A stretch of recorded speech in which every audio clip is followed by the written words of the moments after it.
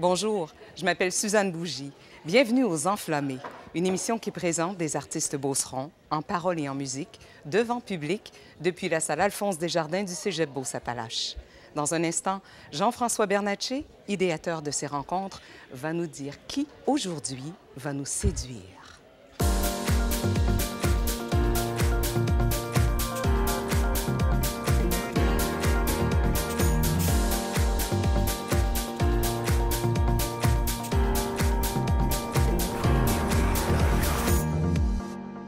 Toute une génération de jeunes beaucerons peuvent profiter de ces judicieux enseignements et ainsi rêver de devenir, un jour peut-être, de grands musiciens. C'est avec fierté que je vous présente une artiste pour qui j'ai un grand respect. Pour sa dévotion à la musique, voici Claudia Tanguay.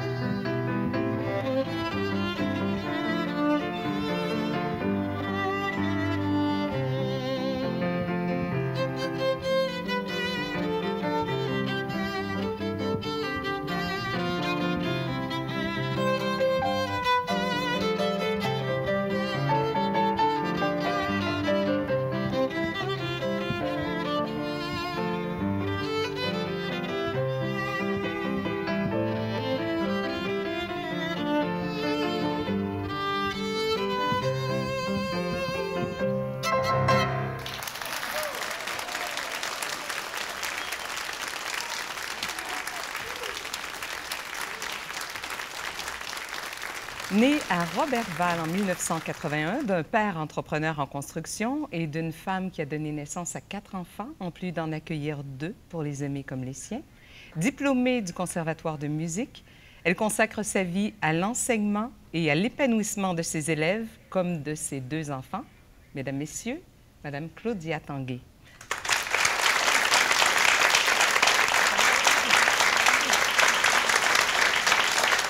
Bonjour. Bonjour. Déjà, bonjour. Claudia, quand on s'est rencontrés, je vous ai dit que le violon, ça joue sur mon cœur. On est tous comme ça, hein? C'est comme il y a une corde directement branchée là, hein? Oui, oui.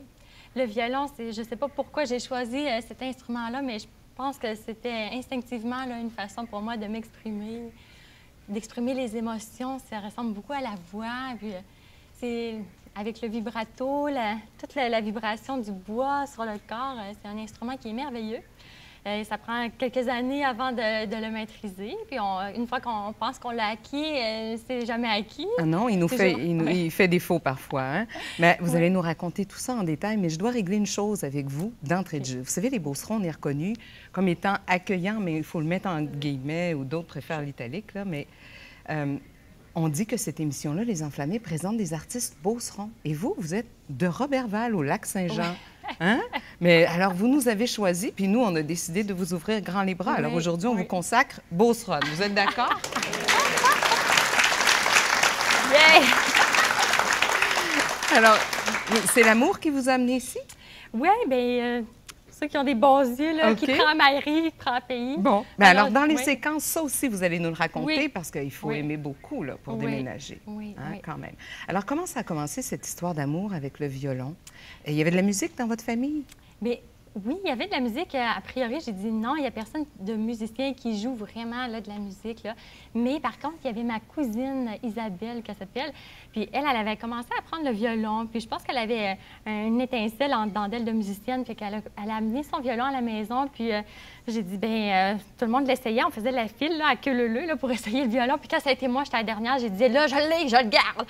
Vous aviez quel âge? J'avais 7 ans à peu près, là. Et là, je sais que vous êtes partie dans votre chambre. Vous vous êtes sauvée avec l'instrument. Oui, c'est ça. Je me suis sauvée.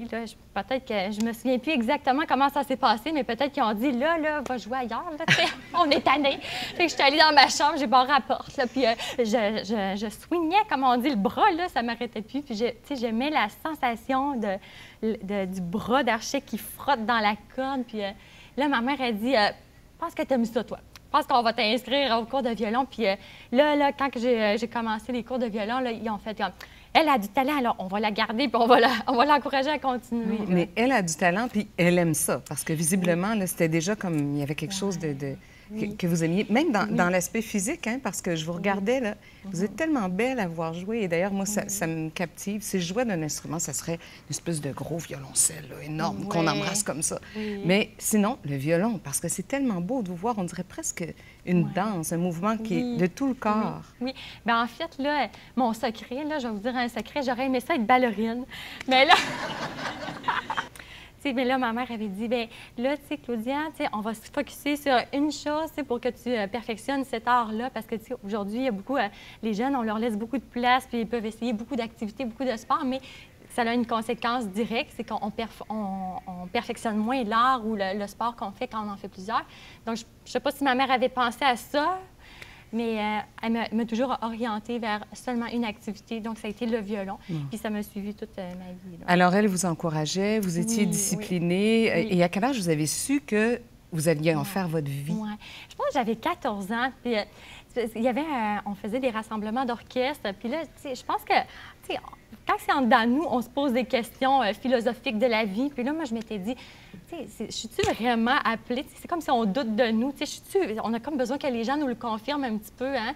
Et que là, je m'étais dit, est-ce que je suis vraiment appelée à être musicienne toute ma vie? Puis le chef d'orchestre, il m'avait dit, si tu t'imagines pas ta vie sans violon, tu as ta réponse. Et que là, j'étais comme, bien, est-ce que je serais capable de passer ma vie sans jouer de violon? Fait que je dis, bien non, c'est sûr que non. Alors, ça y était de soi, j'ai vraiment, j'ai dit, oui, là, c'est ça, je veux faire de la musique, là. À ce moment-là, on se pose plus de questions parce qu'on est dedans. Fait que c'est juste comme, OK, là, je suis dans cette direction-là, puis je fonce dans cette direction-là, je continue, puis là, il n'y a plus de questions qui se posent, là. on est parti, on est en voyage, là. Et il n'y a jamais eu de moment où vous avez craqué, vous avez dit, c'est pas pour moi, j'abandonne tout? Bien, je pense à tous les jours. À tous les jours? À tous les jours. C'est que, comme on parlait un petit peu, puis j'ai un peu une artiste, hein? Fait qu'une artiste, c'est comme beaucoup d'émotions, puis, tu sais, pour véhiculer l'émotion, pour la transmettre aux gens, je pense qu'il faut un petit peu... Bien, c'est du cas par cas, mais moi, je vais parler pour moi, là. Je pense que je suis très sensible, fait qu'un rien peut m'affecter, puis... Une histoire d'amour, et il faut renouer à chaque jour. Oui. Mais Claudia, nous Oui. ici, on est tous très contents que vous Oui. ayez persévéré parce que on a Oui. beaucoup de plaisir à vous entendre. Oui. Je vais vous inviter dans une petite seconde à prendre place pour une deuxième performance. Vous êtes d'accord?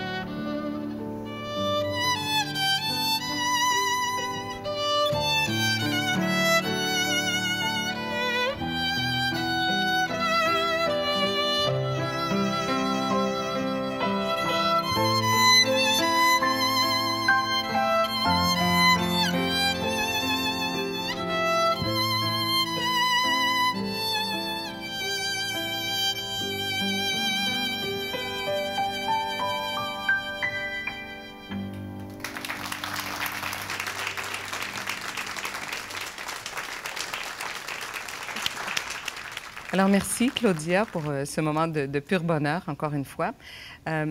Vous donnez beaucoup de plaisir aux gens, mais aujourd'hui, il y a des gens aussi qui veulent parler de vous. Et elle est venue du Lac-Saint-Jean. C'est votre sœur, Annick, qui est là. Et elle a des petites choses à vous dire parce qu'on n'est pas les seuls à avoir les yeux pleins d'eau. Il faut que vous aussi, ça vous touche un peu, cette émission-là. Alors, bonjour, Annick. Bonjour. Merci d'être venue. C'était important pour vous d'être là? Ah oui, c'est sûr. Oui. Dès qu'elle m'a fait la demande, c'est ça. J'ai Alors, pas hésité. C'est la petite sœur ou la grande sœur? La petite sœur. La petite sœur. Oui. Et alors, vous avez beaucoup entendu gémir son violon. Oui, énormément même. Et aujourd'hui, qu'est-ce que vous avez envie de lui dire ou de nous apprendre à son sujet? Ah ben, je suis tellement fière d'elle. J'admire énormément la personne qu'elle est, la musicienne qu'elle est. C'est vrai qu'elle nous touche, Claudia. Puis ça a beau faire des années que je l'entends jouer. À chaque fois, j'ai une petite larme sur le coin de l'œil. Je pense qu'elle a le don de venir nous toucher, de toucher les gens. Elle joue avec émotion. Puis je pense pas que nécessairement c'est tous les musiciens qui l'ont. Elle, c'est vraiment, c'est vrai, je l'ai vue depuis ses tout débuts. Puis c'était vraiment naturel chez elle. Puis c'est un peu sa destinée, je crois, la musique. Annick, merci infiniment. Merci. Ouais. Claudia, je pense que ça peut juste être dans l'authenticité, parce que vous l'avez dit tantôt, c'est un peu votre langage. Alors, c'est dans l'authenticité nécessairement. Et vous, si vous deviez rendre hommage à quelqu'un dans votre parcours, qui ce serait? Oui. Bien, en fait, là, vu que c'est la thématique de la musique, dans le fond, il y a beaucoup de personnes que j'aimerais hommage, mais on pourrait mettre un titre général, les professeurs qui ont participé à ma formation. Puis dans le fond, ce qu'on doit savoir, c'est qu'un professeur musicien, il y a un lien d'intimité incroyable. Parce que quand on va à l'école, c'est un groupe de personnes, puis il y a l'enseignant qui est à l'avant. Mais moi, j'ai pleuré dans mes cours de violon comme jamais. Puis je pourrais dire que chacun de mes professeurs a été là, comme une perle, comme un bijou, comme un trésor, une pierre précieuse qui brille là, à chaque moment. Parce que quand on est tout petit, je pourrais dire, mon premier professeur, ça m'a tellement donné le goût de la musique, était tellement expressif, puis bravo, puis c'est beau, puis ça venait tout moi, ça venait me chercher. Mon autre professeur, quand à l'adolescence, je voulais tout arrêter, puis continue une autre session, finis ta session, tu vas être correct. Puis dans le fond, c'est toutes des personnes qui m'ont rattachée à continuer d'une façon ou d'une autre. Oui. Mais quand on a ce lien je dirais, de dépendance au regard de l'autre, au jugement de l'autre, ça crée aussi une vulnérabilité. Là. Il y a des gens qui auraient pu vous déconstruire. Oui, puis j'ai pensé à ça. J'ai dit, oui, est-ce que chaque professeur de ma vie, est-ce que je peux dire que je suis reconnaissant parce qu'il y a été un moment où, quand les études étaient plus approfondies, plus avancées, demandaient plus au niveau technique, je me suis découragée. Puis, j'ai vécu des brisures, comme on peut dire. Et puis là, je me suis dit, est-ce que ce professeur-là qui m'a amenée à prendre une certaine conscience peut-être des niveaux exigeants, très extrêmes à atteindre. Est-ce que cette personne-là, j'ai le goût d'être reconnaissante puis de rendre hommage à cette personne-là? Puis oui, j'ai le goût quand même de rendre hommage à tous mes professeurs, même ceux qui ont été difficiles, c'était difficile pour moi parce qu'ils m'ont amené plus loin. Oui, je comprends qu'avec le recul, c'est ce que vous réalisez. Puis je comprends aussi dans ce que vous nous dites, à quel point vous devez mettre votre cœur dans votre métier d'enseignante aujourd'hui. Oui. En fait, j'ai plusieurs personnes que j'aimerais rendre hommage. Mais je pense que vous êtes une femme très humble et qui est beaucoup dans la gratitude. OK? Alors ça, on l'a compris. Puis on veut savoir d'autres choses de votre vie. Derrière moi, je cache ici une boîte au trésor que vous avez apportée. Oui. C'est un cadeau. C'est un cadeau pour moi? C'est une boîte en forme de cadeau. Oui. Non, c'est qu'on a demandé à Claudia d'apporter 3 objets qui allaient lui permettre de raconter les moments forts de sa carrière ou des moments forts de votre carrière. Alors, je vais vous laisser l'ouvrir et dévoiler ce qu'il y a dedans. Oui. Alors, il y a d'abord une photo. Oui. Alors, ici, dans le fond, on peut voir, mais je ne sais pas si on peut faire un gros plan. Oui, on va s'arranger, oui. Je la tiens comme ça, est-ce que c'est correct? C'est parfait. On me dit pas que c'est pas correct. Okay. Alors, ici, en fait, c'est les 2 premiers professeurs que j'ai eus, mais je voudrais plus mettre l'accent sur aussi l'endroit, les circonstances de cette photo-là. Alors, j'étais jeune étudiante, puis mes parents m'avaient encouragée à aller au camp musical pour perfectionner l'art du violon, d'apprendre. Et puis, j'ouvre la porte à tous ces événements-là qui m'ont... À travers la musique, j'ai rencontré d'autres personnes, j'ai voyagé en Europe avec mes professeurs, j'ai fait des festivals. Donc, par l'entremise des professeurs, j'ai découvert un autre monde qui est un peu le monde de la scène. Puis, je suis très reconnaissante d'avoir pu vivre l'émotion d'être un artiste sur la scène. Et il y a quelque chose de tout à fait mignon. Mais je vais vous laisser nous dire à quoi c'est associé. Bon, alors, ça, c'est très délicat, donc je le prends délicatement. Et c'est représentatif de qu'est-ce que c'est dans ma vie, c'est délicat. En parler, ça me demande du courage en même temps, de l'humilité. C'est une partie de moi que vous allez connaître un petit peu plus. En fait, c'est une chanson. C'est « Voyez l'amour que le Père nous a témoigné ». Puis, dans le fond, à travers tout mon parcours de musique, la musique a toujours été, comme je pourrais dire, en premier dans ma vie. Et puis, quand on disait de rendre hommage, j'ai eu un professeur que j'ai frappé un mur. Puis là, j'ai comme perdu la flamme de la musique. Puis, je croyais plus en la musique, je croyais plus en moi. Puis, dans le fond, ça m'a permis de comprendre que la vie, la personne que j'étais, c'était pas seulement moi, Claudia Tanguy, qui joue du violon, mais premièrement, que quelqu'un m'a donné la vie, quelqu'un m'a donné le talent de la musique, puis que maintenant, je joue pas pour être admirée et parce que je suis quelqu'un par la musique, mais parce que je joue de la musique par reconnaissance de quelqu'un de plus grand que moi qui dirige mes pas. Merci. On peut penser qu'une passion aussi grande, aussi consumante, avait besoin de quelque chose de très, très grand pour transcender tout ça. Et l'autre objet, c'est vraiment très beau. Ça représente? Oui, ça représente un cœur. Alors, en arrière, j'ai écrit Ich liebe dich. C'est je t'aime en allemand. Et Ja cię kocham, je t'aime en polonais. Alors, c'est mon mari. Alors, dans le fond, pourquoi je trouvais ça beau, c'est dans mon local de violon. Fait que à tous les jours, j'enseigne, puis je vois ce petit cœur-là, puis ça me rappelle que dans le fond, il y a quelqu'un qui m'aime, puis c'est avec cette personne-là que j'envisage mes projets d'avenir en tant que musicienne, parce que dans le fond, on fait une équipe. Alors oui, c'est moi la musicienne, mais aussi j'ai une vie familiale, une vie qui est plus équilibrée, dans le sens que, bon, la musique, ça va toujours rester dans mon cœur. C'est comme, je suis née avec ça, alors je peux pas l'enlever. Mais je pourrais dire que ma vie est comme plus complète, puis c'est un petit peu, ça tourne la page vers une nouvelle fenêtre sur l'avenir des projets, de continuer la musique, mais à travers la famille. Puis je trouve que c'est vraiment important là, pour moi.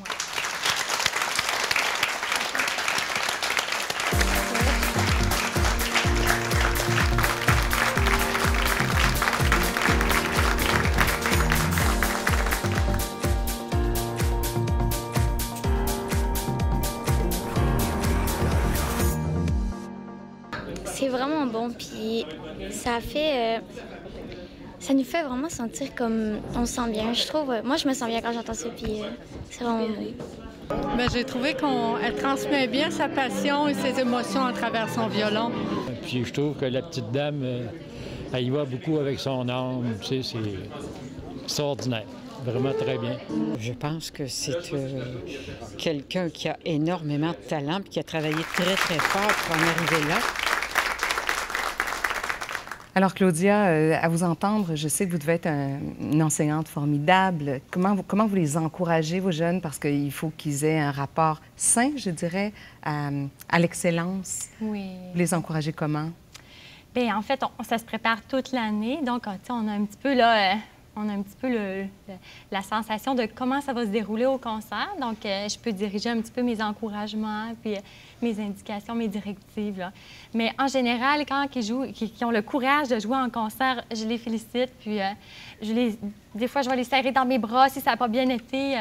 Il y avait un professeur qui m'avait serré dans ses bras une fois, puis ça m'a toujours resté marqué. Je me suis dit, c'est ça qu'on a besoin. Oui, ça prend tout notre petit courage pour jouer devant tout le monde. Fait, oui, je veux être serrée dans mes bras, puis oui, je veux en serrer des élèves. J'ai pas l'occasion de toutes les serrer, mais dans mon cœur, c'est ça que je veux leur donner. Alors, et Claudia, c'est déjà le moment de se quitter, mais pas avant vous avoir entendu dans une dernière performance. Qu'est-ce que vous allez interpréter pour nous?